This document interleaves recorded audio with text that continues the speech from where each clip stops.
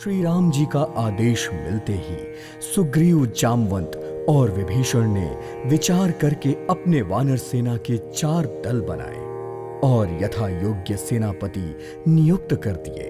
फिर सबको बुलाकर प्रभु श्री राम का प्रताप समझाया, जिसे सुनते ही वानर और रीछ सिंह के समान गरज कर पर्वतों के शिखर को ले आकर रावण की सेना के साथ युद्ध के लिए दौड़ पड़े और श्री राम का जय जयकार करते हुए रावण को ललकारने लगे। लंका का किला अजय होने की बात जानते हुए भी वह निडर होकर चले जा रहे थे और वहां पहुंचते ही चारों दिशाओं से लंका को घेर कर सारी वानर सेना गरज कर मुंह से डंका बजाने लगी। ये सारे सिंह के समान ऊंचे स्वर से श्री राम, लक्ष्मण और सुग्रीव की जय जयकार करने लगे। यह देखकर लंका में कोहराम मच गया। रावण ने जब यह सुना कि लंका को श्री राम की सेना ने घेर लिया है, तब वह बोला, इन वानरों की ढिठाई तो देखो, लंका की घेराबंदी कर ली। यह कहकर हंसते हुए उसने अपनी सेना बुलाई और कहा, यह वानर काल के वश में होकर यहां चले आए हैं। मेरे सभी राक्षस भी भूखे हैं। विधाता ने इन सब के लिए घर बैठे भोजन भेज दिया है। ऐसा कहकर वह जोर से ठहाका मारकर हंसा और फिर रावण का आदेश मिलते ही रावण की सेना हाथों में बर्छी, मुग्दल, फरसे, शूल, दुधारी तलवार और पहाड़ों के टुकड़े लेकर चल पड़ी, जिन्होंने अनेकों प्रकार के अस्त्र शस्त्र और धनुष बाण धारण किए हुए थे।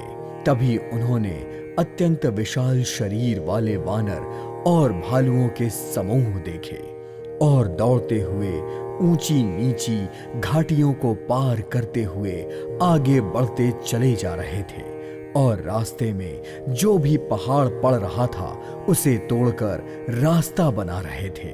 और फिर एक दूसरे के सामने आते ही रावण की सेना और श्री राम जी की सेना जय जयकार की ध्वनि के साथ युद्ध करने लगी। इधर राक्षस पहाड़ों और शिखरों के ढेर श्री राम की सेना पर फेंक रहे थे।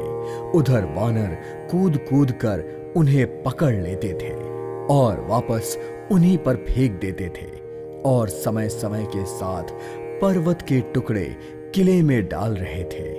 वे झपटकर राक्षसों को पैर से पकड़ते और उन्हें पृथ्वी पर पटककर वहां से भाग जाते और दूर जाकर फिर उन्हें ललकारते। फिर बहुत ही चंचल और तेजस्वी बानर और भालू बड़ी फुर्ती से उछलकर किले पर चढ़ जाते और श्री राम के यशगान करने लगते और फिर एक राक्षस को पकड़कर वे भागने लगते। ऊपर स्वयं और नीचे राक्षस योद्धा इस प्रकार से किले से धरती पर गिरते कि वानरों के झुंड से राक्षस योद्धाओं के समूह मसल जा रहे थे। वानर जहां जहां किले पर चढ़ जाते, राक्षसों के झुंड वहां से भाग निकलते। यह देखकर सारी लंका में हाहाकार मच गया। बालक, स्त्रियां और रोगी रोने लगे। सभी मिलकर रावण को गालियां देने लगे। रावण ने जब अपनी सेना की विचलित होने की बात सुनी तो भागते हुए योद्धाओं को वापस लौटा देखकर वह क्रोधित होकर बोला, जिनको भी मैं रण क्षेत्र से भागते हुए सुनूंगा उसे मैं स्वयं ही 2 धारी तलवार से मार डालूंगा। रावण के कठोर वचन सुनकर सब राक्षस डर गए और युद्ध के लिए वापस लौट पड़े और अपने प्राणों का लोभ त्याग कर राम की सेना से भिड़ गए। उन्होंने अपने त्रिशूलों से सब रीछ और वानरों को मार मार कर व्याकुल कर दिया, जिससे वह भय से घबराने लगे। हनुमान जी ने जब अपने दल को डरा हुआ सुना, उस समय वह किले के पश्चिम द्वार पर मेघनाद से युद्ध कर रहे थे। जहां वह द्वार टूट ही नहीं रहा था, यह देखकर क्रोधित हुए हनुमान जी बड़े जोर से गरजे और कूदकर लंका के किले पे चढ़ गए और एक पहाड़ लेकर मेघनाद की ओर दौड़े और उसका रथ तोड़कर सारथी को मार दिया और मेघनाद की छाती पर लात मारी। दूसरे सारथी ने जब मेघनाद को व्याकुल देखा तो वह तुरंत दूसरे रथ में मेघनाद को बैठाकर घर ले आया। उधर अंगद ने जब सुना कि हनुमान जी अकेले ही किले पर चढ़े हुए हैं तो वह भी खेल ही खेल में उछलकर किले पर चढ़ गए और दोनों वानरों ने कलश रहित रावण के महल को ढहा दिया। यह देखकर रावण डर गया और सब स्त्रियां छाती पीटते हुए कहने लगी, इस बार दो उतापाती वानर एक साथ आए हैं। यह देखकर हनुमान जी और अंगद जी घुड़की देकर उनको डरा देते हैं। हनुमान और अंगद ने कलश सहित रावण के महल को ढहा दिया। यह देखकर रावण डर गया। सब स्त्रियां छाती पीटते हुए कहने लगी, इस बार दो उतापाती वानर एक साथ आ गए। यह देखकर रावण और अंगद घुड़की देकर उन्हें डराते हैं। फिर महल के सोने के खंभों को पकड़कर उन्होंने आपस में कहा कि अब असली उतापात प्रारंभ करने का समय आ गया है और वे एक गर्जना के साथ शत्रु की सेना पर कूद पड़े और अपने भुजाबल से राक्षसों का मर्दन करने लगे और उनसे कहते हैं कि तुम श्री राम को नहीं भजते, यह उसी का फल है। यह कहकर दोनों राक्षसों को एक दूसरे से रगड़कर मसल डालते हैं और उनके सरों को तोड़कर फेंक देते हैं, जो सीधा जाकर रावण के सामने गिरते हैं और ऐसे फूटते हैं जैसे दही के कुल्हड़ फूटते हैं। जिन बड़े बड़े प्रधान सेनापतियों को वह पकड़ लेते हैं, उनके पैर पकड़कर प्रभु के पास फेंक देते हैं। विभीषण उनके नाम बताते हैं और श्री राम उन्हें परम पद दे देते हैं। तभी श्री राम बोले, हनुमान और अंगद किले में घुस गए हैं। दोनों वानर लंका को विध्वंस करते हुए ऐसे शोभा दे रहे हैं जैसे मंदराचल पर्वत को मथ रहे हों।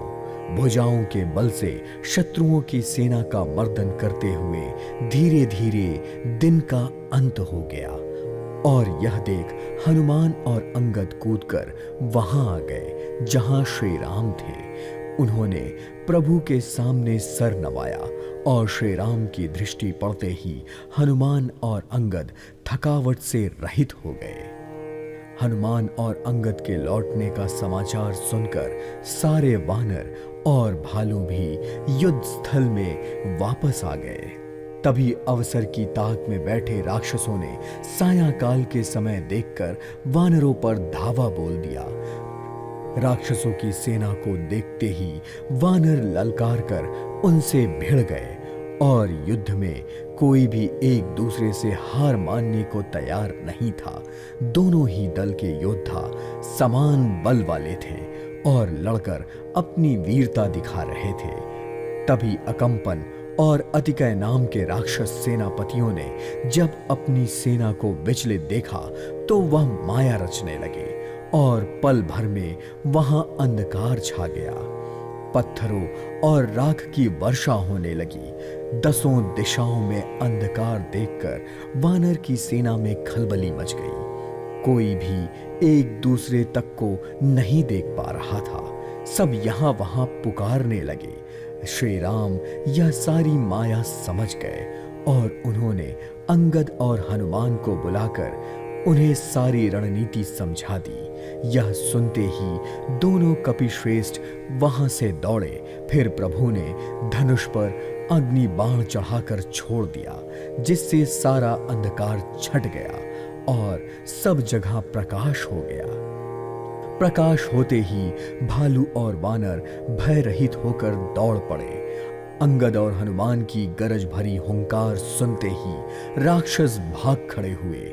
राक्षसों को भागता हुआ देखकर वानर और भालू उन्हें पकड़ते और पृथ्वी पर दे मारते और पैर पकड़कर उन्हें समुद्र में डाल देते। वहां जल के जीव उन्हें पकड़ पकड़ कर खाए जा रहे थे। उन राक्षसों में कुछ मर गए और कुछ घायल हो गए, और जो बच गए वह भागकर किले पर चढ़ गए। अपने बल से शत्रु दल को विचलित करके रीछ और वानर खुशी से गरजने लगे। रात होते ही वानरों की चारों टुकड़ियां श्री राम के पास आ गईं। श्री राम ने जैसे ही सब पर कृपा दृष्टि डाली, सभी वानरों की थकावट मिट गई। वहां लंका में रावण ने भी सभी मंत्रियों को बुलाया और उसे पता चला कि वानरों ने आधी सेना का संहार कर दिया है। यह सुनकर रावण बोला, अब बताएं क्या उपाय करना चाहिए। तभी रावण के नाना माल्यवंत बोला, हे तात, जब से तुम सीता को हर लाए हो, इतने अपशगुन हो रहे हैं। वेद पुराण ने जिनका यश गाया है, उन श्री राम से विमुख होकर कोई सुखी नहीं रह सकता। शिव ब्रह्मा जी जिनकी सेवा करते हैं, उनसे बैर कैसा। इसलिए तुम उन्हें सीता जी वापस लौटा दो और उनका भजन करो। रावण को माल्यवंत के वचन बाण से लगे और वह बोला, अरे अभागे, अपना मुंह काला करके यहां से निकल जा। तू बूढ़ा हो गया है, वरना मैं तुझे भी मार डालता। रावण की बात सुनकर माल्यवंत समझ गया कि इसका काल बहुत ही निकट है, और रावण को दुर्वचन कहते हुए वो वहां से चला गया। यह देखकर मेघनाथ क्रोधपूर्वक बोला, अब देखो सुबह युद्ध में मैं क्या करता हूं। आप बिल्कुल भी चिंता ना करें पिताजी। पुत्र की बात सुनकर रावण को भरोसा हो गया और उसने मेघनाथ को बड़े प्रेम से अपनी गोद में बैठा लिया। युद्ध में अपने राक्षसों को हारते देखकर मेघनाथ क्रोधित होकर बोला, सवेरे देखो मैं युद्ध में क्या करता हूं। पिताजी आप बिल्कुल भी चिंता ना करें। पुत्र की बात सुनकर रावण को उस पर भरोसा हो गया और मेघनाथ को बड़े ही प्रेम से अपनी गोद में बैठा लिया, और युद्ध के बारे में विचार करते करते सवेरा हो गया और वानर फिर किले की चारों दीवारों पर जाकर चढ़ गए। और यह समाचार सुनकर नगर में कोलाहल मच गया। राक्षस अपने अस्त्र शस्त्र लेकर दौड़े और किले पर पहाड़ों के शिखर ढाने लगे। अनेकों प्रकार के गोले चलाने लगे। वानर योद्धा भिड़ते और घायल हो जाते, पर हिम्मत नहीं हारते। वे किले पर पहाड़ उठाकर फेंक देते। राक्षस जहां होते वहीं मर जाते। मेघनाथ ने जब सुना कि वानर ने आकर किले को घेर लिया है, तो वह किले से उतरा और सेना के सामने आकर बोला, वे दोनों भाई कहाँ हैं? अंगद, हनुमान, नल, नील और सुग्रीव कहाँ है? और वह अपने भाई के साथ द्रोह करने वाला विभीषण कहाँ है? आज मैं सबके साथ उस दुष्ट को भी मारूंगा। ऐसा कहकर मेघनाथ ने धनुष पर बाण को चढ़ाया और अत्यंत क्रोध से उसे कान तक खींचा और बाणों के समूह को छोड़ने लगा, जिन्हें देखकर लगता जैसे बहुत से पंख वाले सांप दौड़े चले आ रहे हैं। यह देखकर सारे वानर यहाँ वहां गिरते पड़ते दिखाई देने लगे। ऐसे समय पर कोई भी उसके सामने ना आ सका। वानर ऐसी अवस्था में पहुंच गए कि जिनके शरीर में मात्र प्राण ही शेष बचे थे। फिर मेघनाथ ने सबको 10-10 बाण मारे और वानर जमीन पर गिर पड़े। यह देखकर मेघनाथ सिंह के समान गरजने लगा। सारी सेना को बेहाल देखकर हनुमान जी ऐसे दौड़े जैसे स्वयं काल दौड़ रहा हो। उन्होंने तुरंत एक बड़ा भारी पहाड़ उखाड़ लिया और बड़े ही क्रोध के साथ उन्होंने मेघनाथ पर फेंक दिया। पहाड़ को आता देखकर मेघनाथ आकाश में उड़ गया। उसके रथ, सारथी और घोड़े सब नष्ट हो गए। हनुमान जी के मेघनाथ को बार बार पुकारने पर भी वह सामने नहीं आ रहा था, क्योंकि उसे हनुमान जी के बल का अनुमान था। फिर मेघनाथ श्री राम के पास आया और वह उन पर अस्त्र शस्त्र और सब हथियार चलाने लगा, पर प्रभु खेल खेल में उसके सारे हथियार काट दे रहे थे। श्री राम जी का सामर्थ्य देखकर मेघनाथ लज्जित हो गया और फिर अनेकों प्रकार की माया रचने लगा, जिसे देखकर वानर अकुला उठे। वह सोचने लगे कि अगर ऐसा ही रहा तो सबकी मृत्यु निश्चित है। यह देखकर राम जी मुस्कुराए और समझ गए कि सभी वानर भयभीत हो गए हैं। तभी श्री राम जी ने मेघनाथ की रची गई सारी माया काट दी। उसके बाद कृपा दृष्टि से वानर की ओर देखा, जिससे वे इतने प्रबल हो गए कि रण में रोकने पर भी नहीं रुक रहे थे।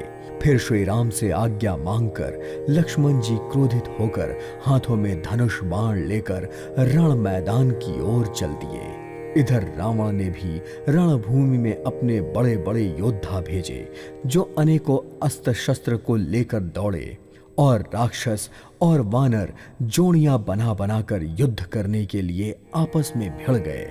वानर राक्षसों को लात घूंसों से मारते और कहते, मार डालो और इनकी भुजाएं उखाड़ दो। सभी जगह यही आवाज गूंज रही थी।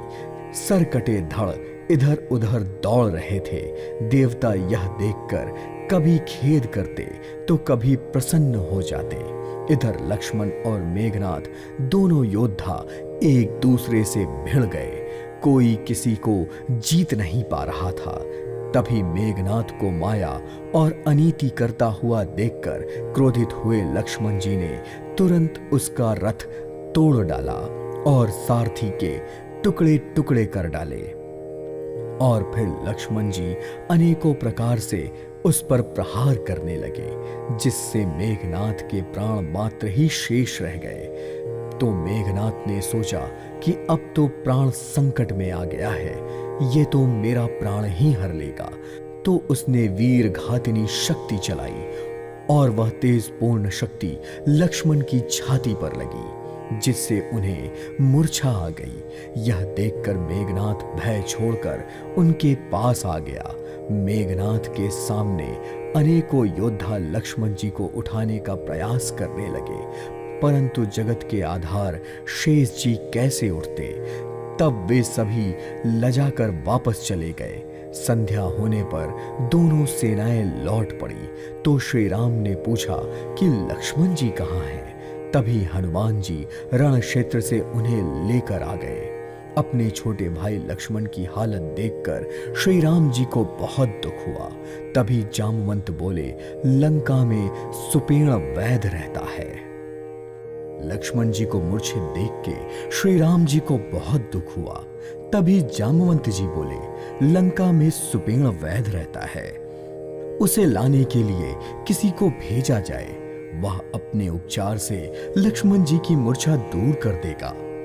यह सुनकर हनुमान जी छोटा रूप धारण करके सुपेण वैद को उसके घर सहित उठा लाए। लक्ष्मण जी को देखकर उसने पर्वत का नाम बताया, जिस पर वह औषधि मिलेगी, और हनुमान जी को उस औषधि को लाने को कहा। यह सुनते ही हनुमान जी औषधि लेने के लिए चल दिए। उधर एक गुप्तचर ने रावण को यह समाचार दिया। यह सुनते ही रावण कालनेमी राक्षस के घर पहुंचा और उसने कालनेमी को सारा हाल बता दिया।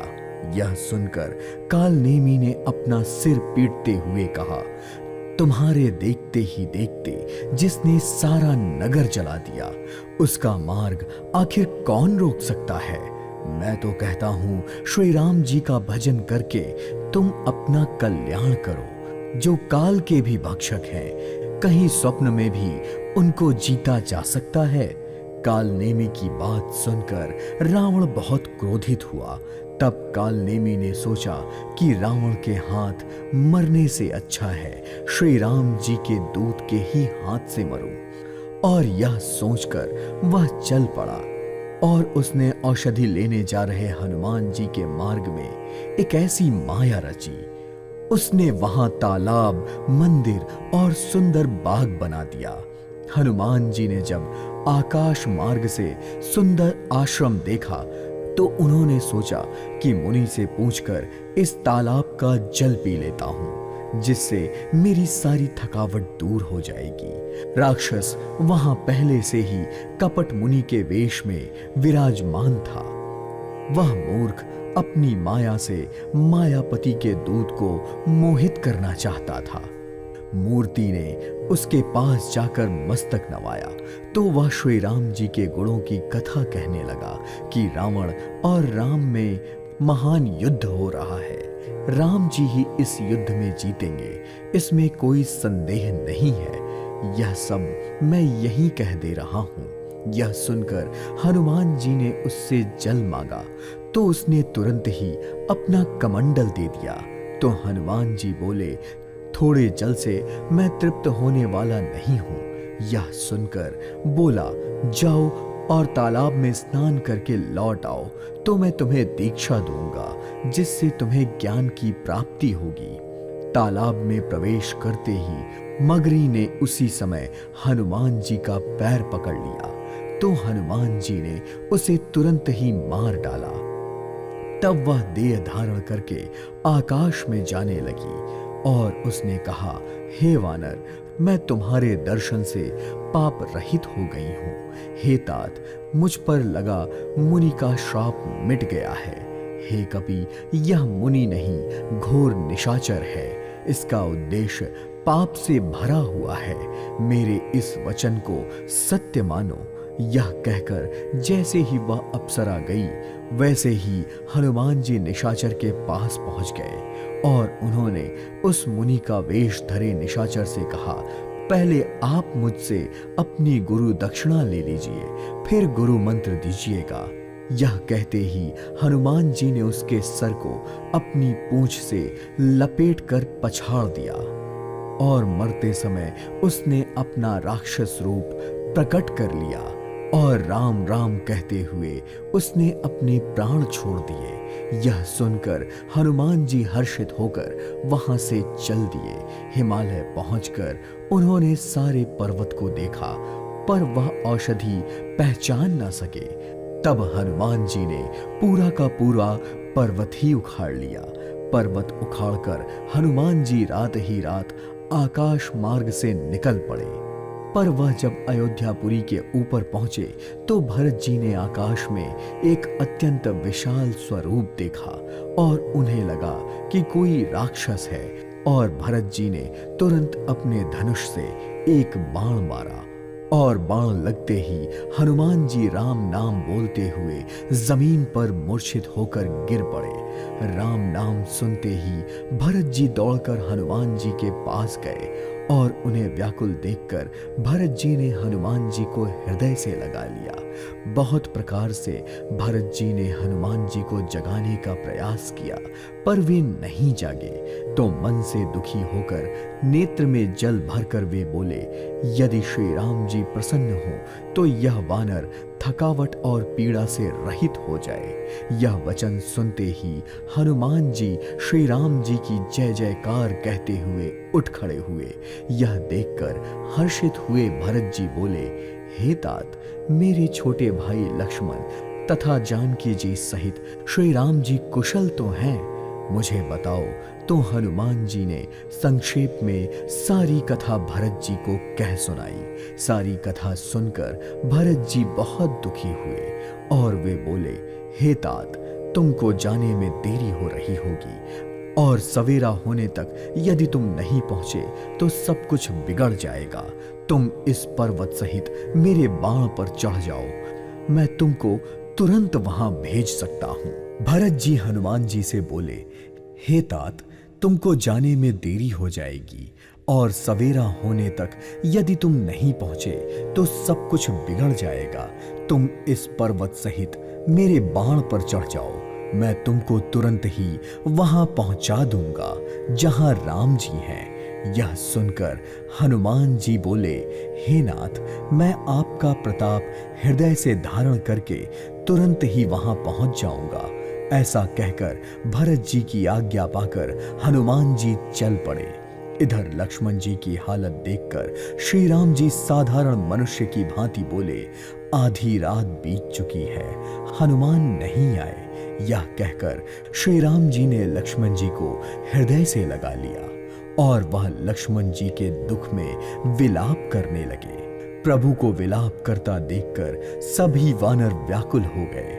तभी वहां हनुमान जी आ गए और उन्हें देखते ही श्री राम जी ने उनको गले से लगा लिया और सुपेणु द्वारा हनुमान जी की लाई औषधि का उपचार मिलते ही लक्ष्मण जी उठ बैठे। यह देखकर प्रभु लक्ष्मण से हर्षित होकर मिले। फिर हनुमान जी ने वैद्य जी को उनके घर सहित यथास्थान पहुंचा दिया। लक्ष्मण जी के ठीक होने का समाचार जब रावण ने सुना तो अत्यंत विषाद से उसने अपना सिर पीट लिया और वह कुंभकर्ण के पास पहुंचा और बहुत से उपाय करके उसने उसे जगाया। कुंभकर्ण उठा तो वह ऐसे दिखता था जैसे काल ही शरीर धारण करके बैठा हो। रावण को देखते ही कुंभकर्ण ने पूछा, भाई कहो, तुम्हारा मुंह ऐसे क्यों सूख रहा है? यह सुनकर रावण ने जिस प्रकार से वह सीता को हर लाया था वह सारी कथा उसे बता दी और कुंभकर्ण से कहा, वानरों ने सभी राक्षस मार डाले, बड़े बड़े योद्धाओं का संहार कर डाला। देवांतक, नारांतक, अतिकाय, अकंपन तथा महोदर जैसे सभी रवीर रणभूमि में मारे गए। रावण के वचन सुनकर कुंभकर्ण बिलक कर बोला, अरे मूर्ख, जगत जननी जानकी को हर कर तू अपना कल्याण चाहता है? ये तूने अच्छा नहीं किया। हे तात, अभी भी अभिमान त्याग कर श्री राम जी को भजो तो तुम्हारा कल्याण होगा। हे राक्षस राज, जिसका हनुमान जैसा सेवक है, क्या वो साधारण मनुष्य हो सकते हैं? पर अब तो समय हाथ से निकल गया है। हे भाई, अब अंतिम बार आकर गले मिल लो। मैं जाकर श्री राम के दर्शन करके अपने नेत्रों को सफल करता हूं। और फिर वह श्री राम का स्मरण करके किला छोड़कर चल दिया। सेना भी उसने अपने साथ नहीं ली। कुंभकर्ण को देखते ही विभीषण आगे आए और उनके चरणों में गिरकर उन्होंने अपना नाम बताया। फिर छोटे भाई को देखते ही कुंभकर्ण ने उठाकर उसे गले से लगा लिया। फिर विभीषण बोले, तात, परम हितकर सलाह एवं विचार कहने पर भी रावण ने मुझे लात मारी। उसी ग्लानि के कारण मैं श्री रघुनाथ जी के पास चला आया। मेरी दीनता देखकर प्रभु को मैं बहुत प्रिय लगा। यह सुनकर कुंभकर्ण बोला, हे पुत्र, रावण काल के वश में है, वह क्या उत्तम शिक्षा मानेगा। हे विभीषण, तू धन्य है, तू राक्षस कुल का भूषण है। तूने अपने कुल को रोशन कर दिया जो श्री राम जी को भज रहा है। हे भाई, मैं काल के वश में हो गया हूं, मुझे अपना पराया कुछ नहीं सूझता। अब तुम जाओ। भाई के वचन सुनकर विभीषण लौट गए और वहां आए जहां श्री राम जी थे। और विभीषण जी श्री राम जी से बोले, हे नाथ, पर्वत के समान विशाल देह वाला रणवीर कुंभकर्ण आ रहा है। वानरों ने जब यह सुना तो वे बलवान हर्षध्वनि करके दौड़े, वृक्ष और पर्वत को उखाड़ उखाड़ कर उठा लिया और अपने दांत से काट काट कर उन्हें कुंभकर्ण पर डालने लगे। रीछ और वानर एक एक बार में ही अनेकों पहाड़ों के शिखरों से उस पर प्रहार करते, परंतु इससे ना तो वह विचलित हुआ और ना ही शरीर ही उसका टाले टला। तभी हनुमान जी ने कुंभकर्ण को एक घूंसा मारा, जिससे वह व्याकुल होकर जमीन पर गिर पड़ा और अपना सर पीटने लगा। फिर उसने उठकर हनुमान जी को मारा तो वे चक्कर खाकर गिर पड़े। फिर उसने नल और नील को पृथ्वी पर पछाड़ दिया और दूसरे योद्धाओं को भी पटक पटक कर मार दिया। यह देखकर विचलित हुई वानर सेना भाग गई। सब भयभीत हो गए और कोई भी उसके सामने आने की हिम्मत नहीं कर रहा था। सुग्रीव और अंगद समेत अनेकों वानरों को उसने मूर्छित कर दिया। फिर वह सुग्रीव को अपने कांख में दबाकर चल दिया। तभी हनुमान जी की मूर्छा टूटी और वे सुग्रीव को खोजने के लिए निकल पड़े। इधर सुग्रीव जी की जब मूर्छा दूर हुई तब वे मुर्दे के समान उसकी कांख से खिसक गए। यह देखकर कुंभकर्ण ने उनको मृत समझा। तभी सुग्रीव ने मौका मिलते ही कुंभकर्ण के नाक और कान अपने दांत से काट लिए और फिर गरजकर आकाश की ओर चल दिए।